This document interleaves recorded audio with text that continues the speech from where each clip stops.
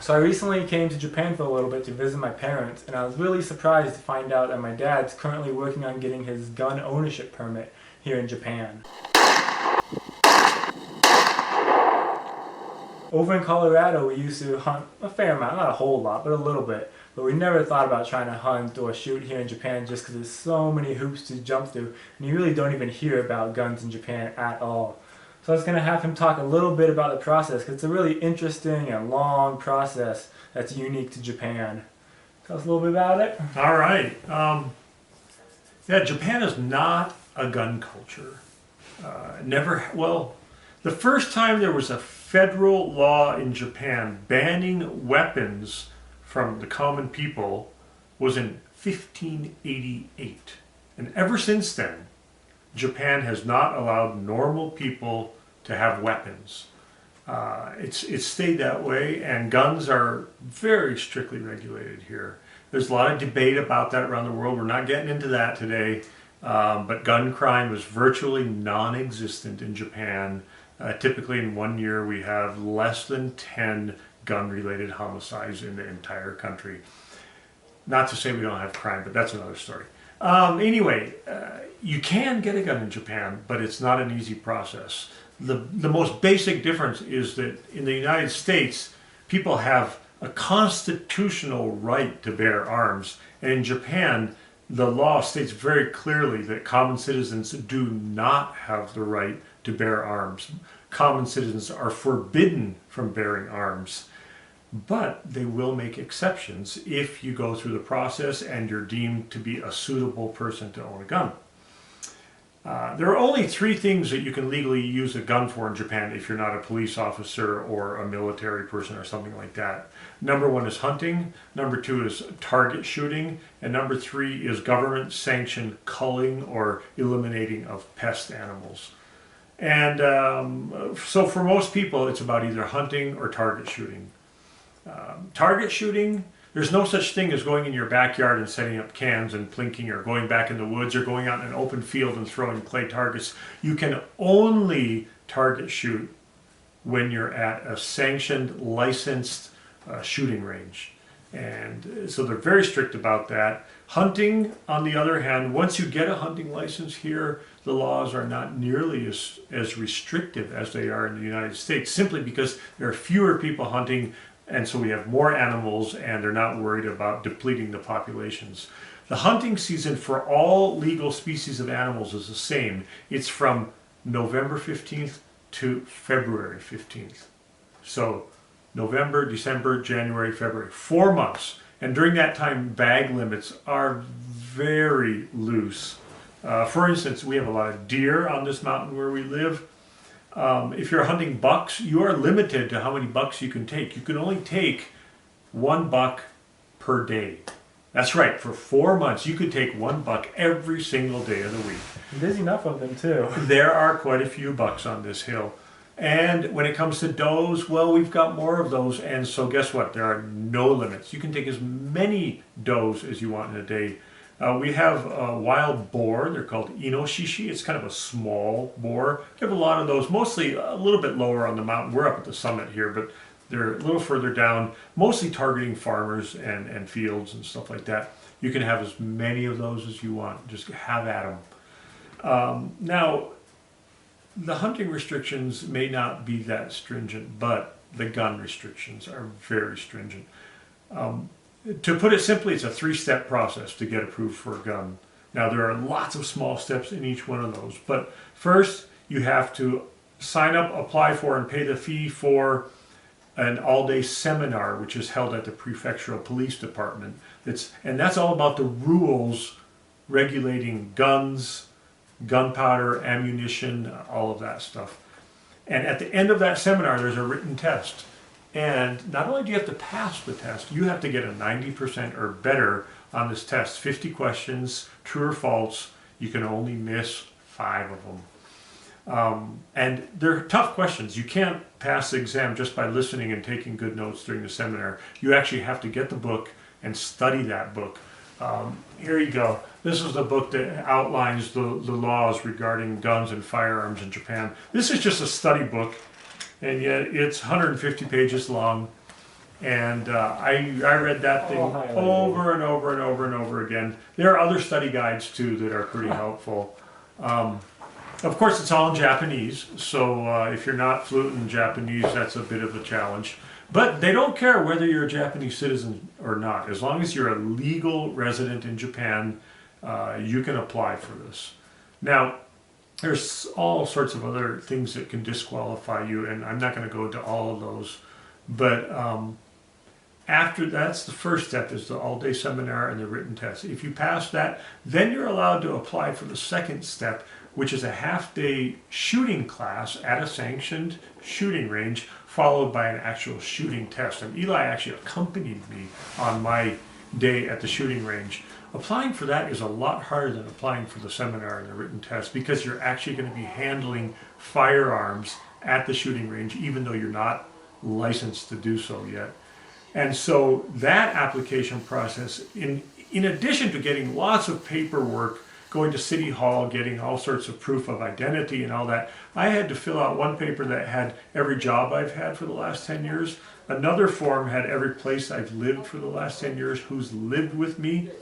And then I had to go see a psychiatrist and bring back a document from the psychiatrist saying that I was of sound mind. And then the police officer came, well, first he contacted one of my coworkers and he interviewed him for about an hour. All sorts of personal questions about me.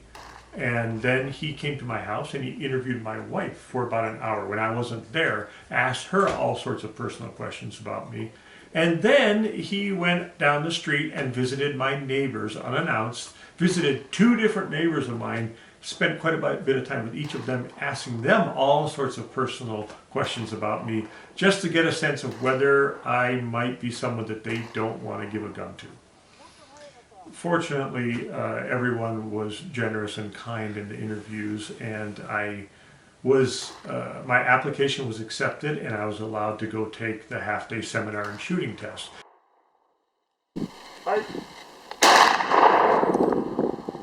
So this is what I show the cops when I go to the police station now and return my permission slip for buying ammunition for today's test. This is my certificate saying I passed today's shooting test, and I will submit this along with my certificate of passing the written test when I file my application for actual gun permit. And here's the permission slip for buying ammunition. I had permission to buy 300, but I only bought 75 rounds today. And shot those up. And my scorecard, which is pathetic. On my first round of 25, I hit 7. On the second round, I hit 11. And I was on target to hit more on my third round, but I missed my last 5 rounds and only got 11 again. So that took me to the third step, which I just did today. And that is submitting the final application for a gun ownership permit. Now, to do that in Japan, when you apply for a permit to own a gun, it's only for one specific gun.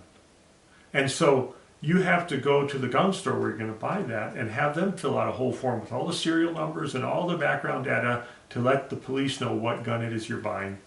And then I had to fill out a bunch more forms, and I took them all into the police office or the police station today, and they accepted it all.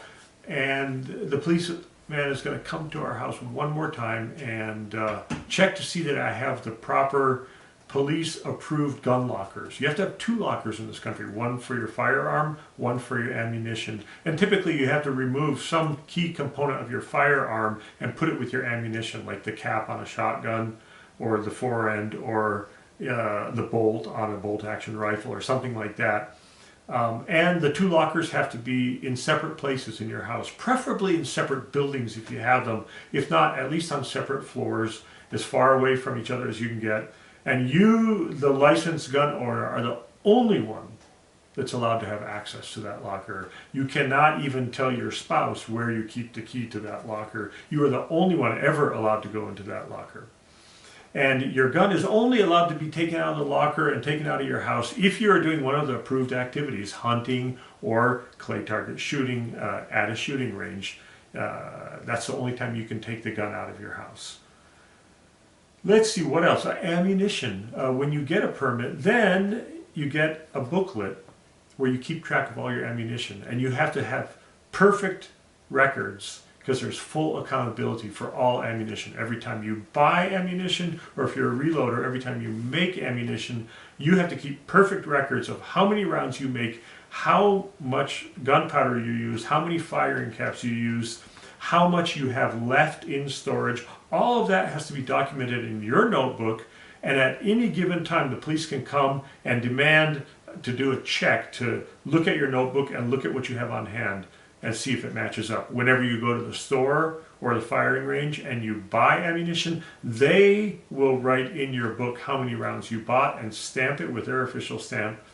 And then anytime you shoot at the firing range, they will also write in your book how many rounds you fired, accompanied by scorecards that show how many rounds you fired. If you go hunting, then it's your own responsibility to write in the book exactly how many rounds you use. And if you didn't use all the rounds that you have, then you have to have that many left over in your locker. You have to be accountable for all of your ammunition at all times. You're never allowed to have more than 800 rounds in your personal possession, in your house, in your locker. That's the maximum. If you're a reloader, there are limits on how much gunpowder, how many primers, all of that you're allowed to have, and how many you're allowed to reload per day. Lots of restrictions. It's all very tight, but that's the way they do it here. And if everything goes smoothly, in another month or so, I will have my firearm. When I get my permit, I will take that to the store. I will finally buy the firearm. And then immediately I have to go straight back to the police station, show it to them so that they can verify that I actually bought the gun that my application said I was going to buy. And then I can bring it home and I'll be able to use my gun. So what if you want to buy a pistol? You have to leave Japan. There's no legal pistols in Japan unless you are an Olympic class target shooter, and even most of them don't have their own pistols. There are just a handful of people in Japan that own pistols. Rifles? Rifles, if you want a rifle in Japan for hunting, it's possible to get one, but the stipulation is that you have to have been a legal owner of a shotgun for 10 years before you're allowed to apply for a rifle permit. So only people who have been hunting for a long time have rifles. Even then, there are some restrictions. Interestingly, you can get large gauge rifles, but no 22s. 22s are illegal in Japan. There was some, back in the 1970s, there was a famous hijacking or kidnapping murder case, and they used 22s, and so they banned 22s. They also have, air rifles here, which, get this, air rifles, the kind you can buy at a toy store in America, are just as strictly regulated as firearms. That's the way they do it here. What else can we talk about? That'd be good. We can cut it off. Oh, one more thing. If I want to go hunting next fall, I still have to get a hunting license. And to get a hunting license, it's like doing the whole process over again. I have to take a written test. I have to submit all sorts of forms, and only then will I get my hunting license. But I'm looking forward to it, and maybe next fall we'll be barbecuing venison.